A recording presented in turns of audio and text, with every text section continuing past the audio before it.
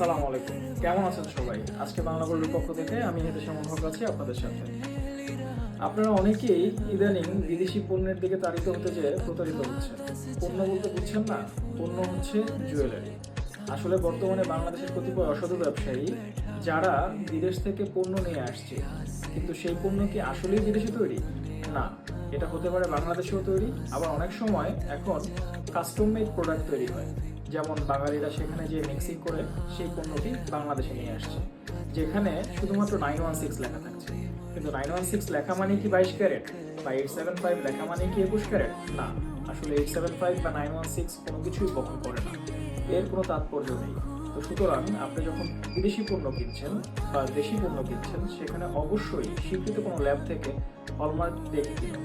Hallmark শুধুমাত্র 916 বা 875ই হয় না, পাশাপাশি স্বীকৃত ল্যাবের চিহ্ন সেখানে দেয়া থাকে। ধন্যবাদ।